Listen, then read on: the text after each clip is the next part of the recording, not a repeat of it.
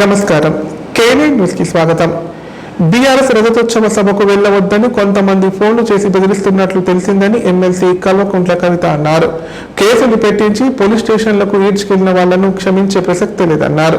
BRS కార్యకర్తలను వేధించిన కాంగ్రెస్ నాయకులు, అధికారులు ఎవరైనా సరే ఊరుకునేదే లేదన్నారు. కామారెడ్డి జిల్లా బాన్స్వాడలోని భారత్ గార్డెన్ లో నిర్వహించిన బీఆర్ఎస్ రజతోత్సవ సన్నాహక సమావేశంలో ఎమ్మెల్సీ కల్వకుంట్ల కవిత ముఖ్య అతిథిగా హాజరై ప్రసంగించారు. ఎవరెవరు బెదిరిస్తున్నారో వాళ్ళ పేర్లను బరాబర్ పింక్ బుక్ లో రాసుకుంటాం, బెదిరింపులకు పాల్పడే వారిని ఎట్టి పరిస్థితులలో వదిలిపెట్టేది లేదని సంచలన వ్యాఖ్యలు చేశారు. మాట తప్పడం, మడమ తిప్పడమే కాంగ్రెస్ నైజం.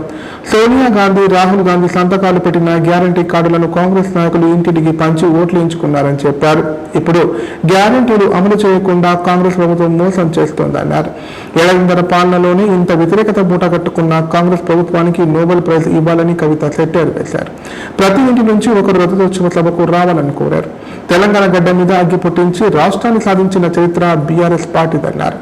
నలిగిపోయిన ఆత్మ గౌరవాన్ని రెపరెపలాడించింది బీఆర్ఎస్ పార్టీ. స్వాతంత్ర దేశంలో లక్ష్యాన్ని చేరిన ఏకైక పోరాటం కేసీఆర్ నేతృత్వంలోని తెలంగాణ ఉద్యమం అన్నారు. వీరులు మాత్రమే లక్ష్యం చేరే వరకు పోరాటం చేస్తారు, అది కేసీఆర్తో మాత్రమే సాధ్యమైందని తెలిపారు. కేంద్ర మంత్రి పదవిని సైతం గడ్డి పోచలా వదిలేసిన ఘనత కేసీఆర్ది. ఎవరో భిక్ష పెడితేనో, ఎవరో దయతల్చి ఇస్తే తెలంగాణ రాలేదు. కేసీఆర్ త్యాగం, కృషి, పోరాట పటిమ వల్ల తెలంగాణ సాధ్యమైందని పేర్కొన్నారు. అంతకుముందు బాన్స్వాడ చేరుకున్న ఎమ్మెల్సీ కవితకు బీఆర్ఎస్ నాయకులు, కార్యకర్తలు భారీ బైక్ ర్యాలీతో ఘన స్వాగతం పలికారు.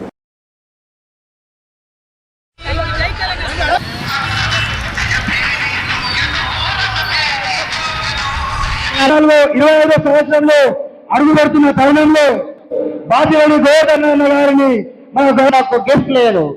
తెలంగాణలో అసలు సరైన పాలన లేదని చెప్పేసి నేను చెప్తున్నానండి. మా గులాబీ సైన్యం తీసుకుంటుంది. మా సోనియా గాంధీ గారి ఫోటో, రాహుల్ గాంధీ గారి ఫోటో పెట్టి సంతకాలు రాసి గ్యారెంటీ కార్డులు ఇంటింటికి తిరిగి ఆనాడు పంచుకున్నారు. కానీ ఇవాళ మాత్రం ఎన్నిసార్లు అడిగినా సిగ్గు లేకుండా తప్పించుకుంటున్నారు తప్పితే ఎక్కడ కూడా జవాబు ఇస్తలేరు, జవాబుదారీగా ఉండలేరు. మరి అటువంటి పార్టీలకు ఇక్కడున్న నాయకులు వలసపోవడం అన్నది నిజంగా దారుణం. ఏం తెలుస్తుంది? ఇక్కడ నాయకులు వలసపోయినరు, ఎందుకోసం పోయినరు? ప్రజల కోసం పోలే. ప్రజల కోసం పోకుండా పైసల కోసం పోయినరు అన్నది ఇలా మనకు అర్థమవుతున్నది. కాబట్టి మిమ్మల్ని నేను కోరేది ఒకటే, పోయినోళ్ళు పోయినరు, వాళ్ళ గురించి పట్టించుకునే అవసరం లే. ఇది మంచి సందర్భం. దేశానికి ఒక ఉద్యమాన్ని, దేశానికి ఒక విప్లవాన్ని నేర్పించినటువంటి అమోఘమైన పార్టీ, అద్భుతమైన పార్టీ మన బీఆర్ఎస్ పార్టీ. ఆ పార్టీ మన పండగ ఈ నెలలో జరగబోతుంది, ఏప్రిల్ 27. ప్రతి ఇంటి నుంచి గులాబీ కండువ కప్పుకున్నటువంటి కార్యకర్త ఇంటికొకరు బాన్స్వాడ నుంచి కదిలి రావాలని చెప్పి ఈ సందర్భంగా నేను మీ అందరినీ కూడా కోరుతా ఉన్నా. ఎందుకంటే మా తమ్ముళ్ళు మాట్లాడుకుంటూ చెప్పారు, ఇవాళ ఇక్కడ 2 అద్భుతమైన దృశ్యాలు ఆవిష్కృతమైనవి. ఒకటి, ఆ తల్లి సంఘం తండా నుండి వచ్చి మా ముత్యాలమ్మ, ఇగో నాకు కేసీఆర్ సార్ పైసలు ఇచ్చిండు, ఇక మళ్ళా మన పార్టీ పండగకి ఇస్తున్న పైసలు అని చెప్పి 2000 మా అక్క ఇచ్చినందుకు మనస్ఫూర్తిగా మీ ప్రేమకు ధన్యవాదాలు తెలియజేస్తా ఉన్నాను. అదేవిధంగా ఇంకొక మిత్రుడు వచ్చి చెప్పారు, అక్క నిన్న రాత్రే ఫోన్ చేసిరు, నాకు బిల్లు వచ్చేది ఉంది, నీకు బిల్లు ఏమియ్యం అటు పోతే అని చెప్పిండ్రు. అయినా సరే ఎదిరించి వాళ్ళ నేను ఈ సభకు మీ దగ్గరకు వచ్చినా అని వారి యొక్క పోరాట పటిమను చూపించినందుకు ఆ తమ్ముళ్ళకు కూడా ధన్యవాదాలు చెప్తా ఉన్నాం. అట్లనే ఇంకా చాలా మంది మాట్లాడుకుంటా అన్నారు, అక్క ఫోన్లు చేసి బెదిరిస్తున్నారని చెప్పి. అన్న జుబేర్ అన్న, ధైర్యంగా ఉండు. ఎవరెవరు బెదిరిస్తున్నారో వాళ్ళ పేర్లు బరాబర్ పింక్ బుక్ లో రాస్తాం. ఇడిచిపెట్టేదైతే ఉండదు, అందులో ఏమీ ఆలోచించదు. కేసీఆర్ సార్ మంచోడు కావచ్చు, నేను కొంచెం రౌడీ టైపే, ఎట్టి పరిస్థితుల్లో ఇడిచిపెట్టుడు ఉండదు. ఇక్కడికి బాన్స్వాడలో మిమ్మల్ని సతాయించి మిమ్మల్ని పోలీస్ స్టేషన్కి ఈడ్చినటువంటి ఏ ఒక్కరిని కూడా నేను మాత్రం క్షమించే అవకాశమే ఉండదు. పింక్ బుక్ బరాబర్ పెడతాం, అందులో పేర్లు రాస్తాం. అది అధికారులు కావచ్చు, నాయకులు కావచ్చు, ఎవరిని కూడా వదిలిపెట్టాం. ఎందుకంటే మనం అధికారంలో ఉన్నప్పుడు అరాచకం చేయలేదు, ప్రజలకు మంచి చేసినాం, అభివృద్ధి చేసినాం. ఇవాళ మీరు పార్టీ మారినంత మాత్రాన ఈ గులాబీ కండువాని ఏదో గదరించి పెడదాం, భయపెట్టించి పెడదాం అనుకుంటే మీ తాటాకు తప్పులకు భయపడేవాళ్ళు ఎవరు లేరు. మీ తాత, మీ ముత్త, మీ జేజమ్మ దిగొచ్చినా కూడా భయపడేటోళ్ళు ఎవరు లేరన్న విషయాన్ని మీ అందరికి కూడా బాన్సువాడ పట్టణంలోని నల్ల పోచమ్మ ఆలయంలో బోనాల పండుగ ఘనంగా నిర్వహించారు. ఈ వేడుకల్లో ఎమ్మెల్యే పోచారం సింహారెడ్డి ముఖ్య అతిథిగా హాజరై అమ్మవారికి బోనాలు సమర్పించారు. పాడి పంటలు పిల్ల పాపలతో అందరూ చల్లగా ఉండాలని అమ్మవారిని వేడుకున్నారు. బాన్సువాడ పట్టణంలోని 12వ వార్డులో గల శ్రీ నల్ల పోచమ్మ తల్లి ఆలయంలో బోనాల పండుగ ఘనంగా నిర్వహించారు. ఈ వేడుకల్లో ప్రభుత్వ వ్యవసాయ సలహాదారులు పోచారం శ్రీనివాసరెడ్డి అమ్మవారికి భక్తి శ్రద్ధలతో బోనం సమర్పించారు. పండగ వాతావరణంలో మంగళ వాయిద్యాలు కోలాటాలతో అమ్మవారికి భక్తులు మొక్కులు చెల్లించుకున్నారు. సందర్భంగా పోచారం శ్రీనివాసరెడ్డి మాట్లాడుతూ నల్ల పోచమ్మ తల్లి అనుగ్రహంతో రాష్ట్రం సుభిక్షంగా ఉండాలని, ప్రజలందరూ ఆరోగ్యాలతో సంతోషంగా ఉండాలని కోరుకున్నానని చెప్పారు. అమ్మవారి కృపతో వ్యవసాయం బాగుండి రైతులు సుఖ సంతోషాలతో ఉండాలని ప్రార్థించారు. తెలంగాణ సంస్కృతి సాంప్రదాయాలకు ప్రతీకగా నిలిచే బోనాల పండుగను అత్యంత వైభవంగా నిర్వహించడం ఆనందంగా ఉందన్నారు. అమ్మవారి ఆశీస్సులతో రాష్ట్రంలో శాంతి భద్రతలు నెలకొని ప్రజలందరూ ఐకమత్యంతో జీవించాలని ఆకాంక్షించారు.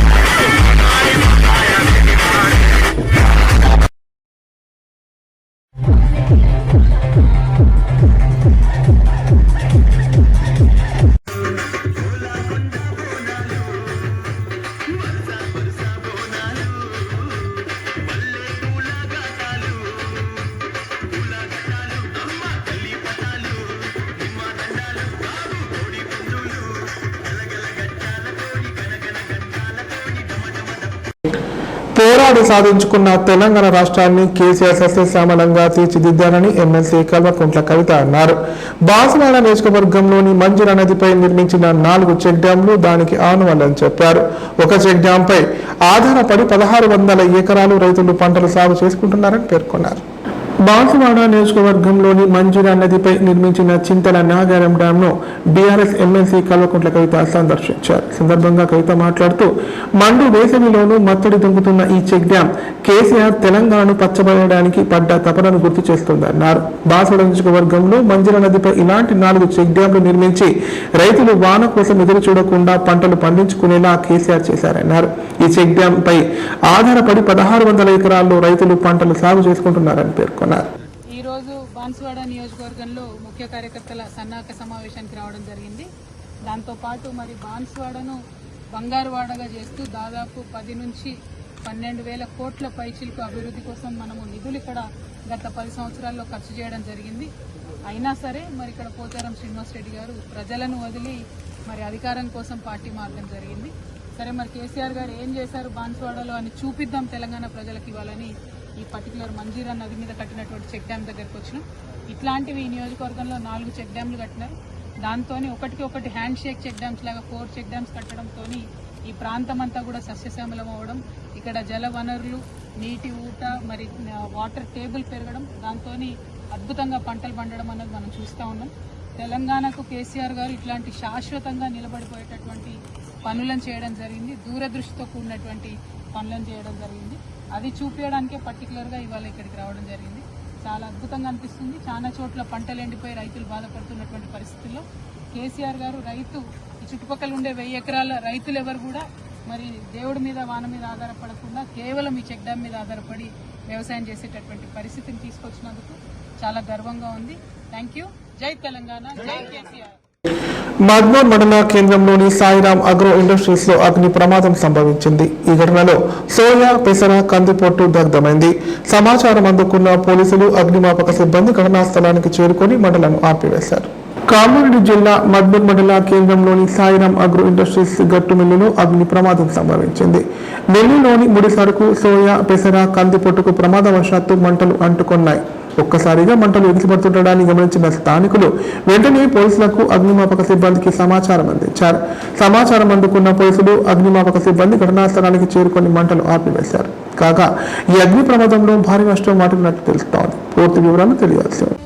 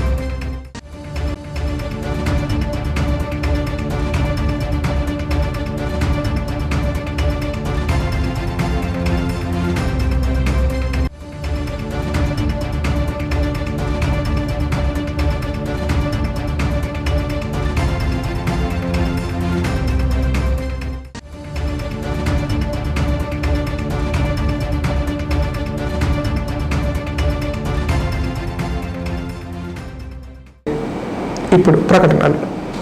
Life hospital Kamareddy. కామారెడ్డిలో 50 పడకల ISO సర్టిఫైడ్ గల ఏకైక hospital life hospital Kamareddy. Aarogyasri, EHS మరియు అన్ని రకాల నగదు రహిత హెల్త్ ఇన్సూరెన్సులు గల ఏకైక hospital life hospital. Aarogyasri card లేదా తెల్ల రేషన్ కార్డు ఉన్న వారికి ఆరోగ్యశ్రీ మరియు ఆయుష్మాన్ భారత్ ద్వారా ఆపరేషన్లు ఉచితంగా చేయబడును. కామారెడ్డిలో కార్పొరేట్ స్థాయి ఖరీదైన వైద్యాన్ని ప్రతి పేద మధ్యతరగతి వారికి అతి తక్కువ ఖర్చుతో వైద్యం చేయబడును. నిజామాబాద్, హైదరాబాద్ వెళ్లవలసిన అవసరం లేకుండా అనుభవజ్ఞులైన వైద్య బృందంచే క్లిష్టమైన ఎముకల ఆపరేషన్లు, ఆర్థోస్కోపిక్, కీహోల్ సర్జరీలు, జాయింట్ రీప్లేస్మెంట్, మోకాళ్ల మార్పిడి, వెన్నుపూస ఆపరేషన్లు మరియు 4 గంటలు అత్యవసర వైద్య సేవలు అందించబడును. మా సదుపాయాలు: అత్యాధునిక operation theatre, laminar OT, ICU, x-ray, physiotherapy, DEXA scan, pharmacy సౌకర్యాలు కలవు. రాష్ట్ర ప్రభుత్వ ఉద్యోగులకు ఫీజు రీయింబర్స్మెంట్ సౌకర్యం కలదు. సంప్రదించండి లైఫ్ హాస్పిటల్. తెలంగాణలో మొట్టమొదటిసారిగా అధునాతన పద్ధతిలో నరాల, మానసిక, sex, alcohol, fits treatment, AC intensive care unit ఇప్పుడు మన నిజామాబాద్ లో doctor B Keshavulu MD psychiatry, Osmania గారి ఆధ్వర్యంలో అన్ని సదుపాయాలు గల అత్యాధునిక అతిపెద్ద హాస్పిటల్ ప్రారంభించబడ్డది. నరాల బలహీనతలు, తలనొప్పి, ఫిట్స్, పళ్లు బిగపట్టడం, భయం, గుండెదడ, డిప్రెషన్, ఒంటరితనం, మంత్రాలు చేతబడి చేశారని అనుమానపడటం, వ్యతిరేకమైన ఆలోచనలు, తన గూర్చి మాట్లాడుకుంటున్నారని, చంపడానికి వస్తున్నారని భ్రమపడటం, ముట్టిందే ముట్టటం, కడిగిందే కడగటం, సెక్స్ లో బలహీనత, శీఘ్రస్ఖలనం, హస్తప్రయోగం, సెక్స్ లో తీవ్ర అసంతృప్తి, భార్యాభర్తల మధ్య అనుమానాలు, పిల్లల అల్లరి, అతికోపం, మతిమరుపు, చదువులో వెనుకబాటుతనం, alcohol, cigarette, gutka, Gul form బానిసైన వారికి స్పెషల్ ట్రీట్మెంట్. గమనిక: ఆధునిక ఏసీ వార్డు, అత్యంత విశాలమైన భవనం, అన్ని నరాల మానసిక సమస్యలకు మరియు ఆల్కహాల్ ను మాన్పించుటకు అడ్మిషన్స్ సౌకర్యం గల తెలంగాణలోనే అతిపెద్ద hospital doctor Keshavulu hospital. Bus stand ఎదురుగా లైన్, ఖలీల్ వాడి, నిజామాబాద్. ఫోన్ 08462255189. రాష్ట్ర ప్రభుత్వం అసెంబ్లీలో ఆమోదించి పంపించిన బీసీ బిల్లును కేంద్ర ప్రభుత్వం ఆమోదించాలని బీసీ సంక్షేమ సంఘం నాయకులు అన్నారు. జాతీయ బీసీ గణన జరగాలి అంటే దేశ సమగ్రత దెబ్బతింటుందని అంటున్నారని చెప్పారు. అన్ని వర్గాలకు గణన చేసి బీసీలకు చేస్తే దేశ సమగ్రత దెబ్బతింటుందా అని ప్రశ్నించారు. కామారెడ్డి R&B అతిథి గృహంలో ఏర్పాటు చేసిన మీడియా సమావేశంలో బీసీ సంక్షేమ సంఘం జాతీయ అధ్యక్షుడు జాజుల శ్రీనివాస్ గౌడ్ మాట్లాడారు.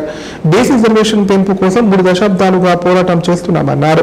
కామారెడ్డి వేదికగా బీసీ డిక్లరేషన్ హామీని కాంగ్రెస్ పార్టీ అసెంబ్లీలో బీసీ బిల్లుకు చట్టం చేసి ఆమోదింపజేసిందన్నారు. ఇది బీసీల విజయానికి మొదటి మెట్టన్నారు. బీసీ బిల్లు పాక్షికంగా మాత్రమే అమలైందని, సంపూర్ణంగా అమలు కావాలంటే కేంద్రంలోని బీజేపీ పెద్దల నిర్ణయం జరగాలన్నారు. రాష్ట్రాలు అసెంబ్లీలో ఆమోదం చేసిన బిల్లుకు కేంద్రం విలువ ఇవ్వాలన్నారు. ఇలా చేయకపోతే ప్రజాస్వామ్యానికి మాయని మచ్చని తెలిపారు. ప్రతి 10 సంవత్సరాలకు ఒకసారి జరిగే జాతీయ జనగణనలో బీసీ జనగణన చేపట్టాలని, దానికి నాడు ప్రతిపక్షంలో ఉన్నప్పుడు ఒకే చెప్పిన బీజేపీ ఇప్పుడు బీసీ జనగణనకు ఒప్పుకోవడం లేదని పేర్కొన్నారు.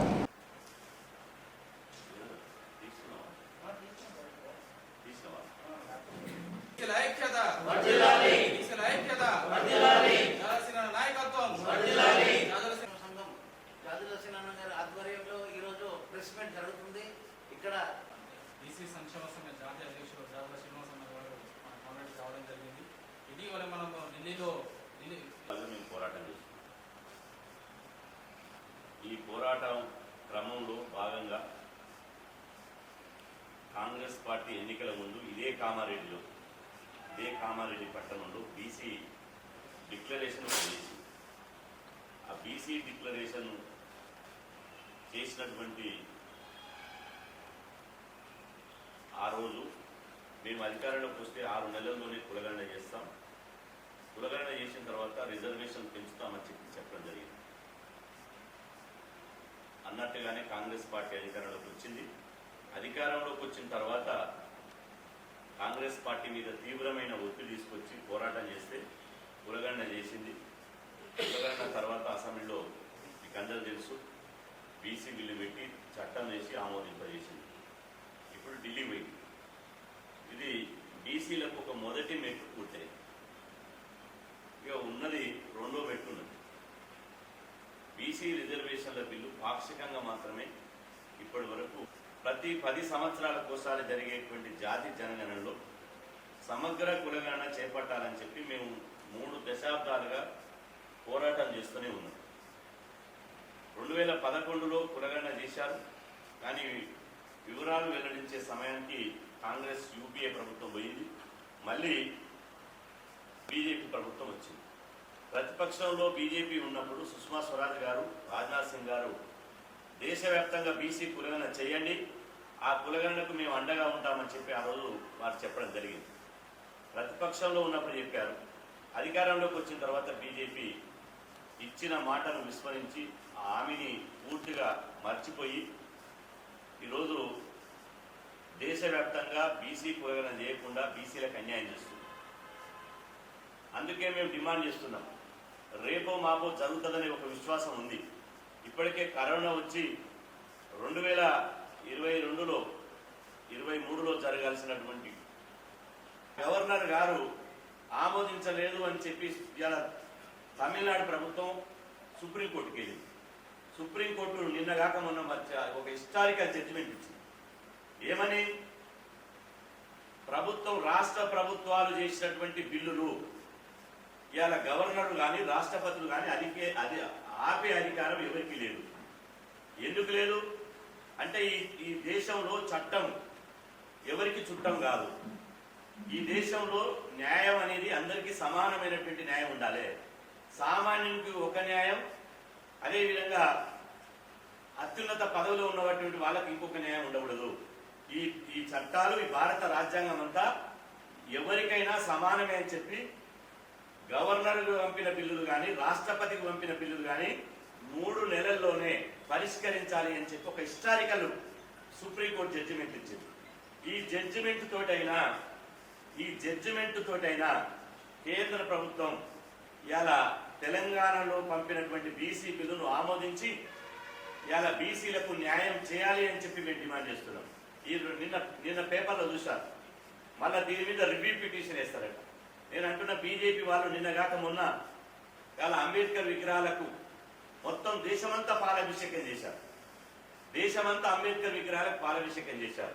నేను అంటున్న అంబేద్కర్ విగ్రహాలకు పాలాభిషేకం చేస్తే అంబేద్కర్ ఇలా ఆయనకు నచ్చదు. అంబేద్కర్కు నిజమైనటువంటి ఇవ్వాలి కాదు, అంబేద్కర్ రచించినటువంటి తెల్లారితే కొడుకు పెళ్లి, బంధువులతో ఇల్లంతా సందడి నెలకొంది. ఇంట్లో శుభకార్యం కావడంతో కుటుంబ సభ్యులంతా పెళ్లి ఏర్పాట్లలో నిమగ్నమయ్యారు. ఇంతలోనే పెళ్లి కొడుకు తండ్రి విద్యుత్ అఘాతంతో కుప్పకూలిపోయాడు. మంగళ వాయిద్యాలతో కలకలలాడాల్సిన ఇల్లు తండ్రి మృతితో శోక సముద్రంలో మునిగిపోయింది. కామారెడ్డి జిల్లా రాజంపేట మండలంలో జరిగిన ఈ ఘటన స్థానికంగా విషాదాన్ని నింపింది. ఇంకొన్ని గంటల్లో పెళ్లి జరగాల్సిన ఇంట్లో తీవ్ర విషాదం చోటు చేసుకుంది. అప్పటి వరకు బంధువులు, స్నేహితులతో సరదాగా గడిపిన వరుడి తండ్రి విద్యుత్ అఘాతానికి గురి మృతి చెందాడు.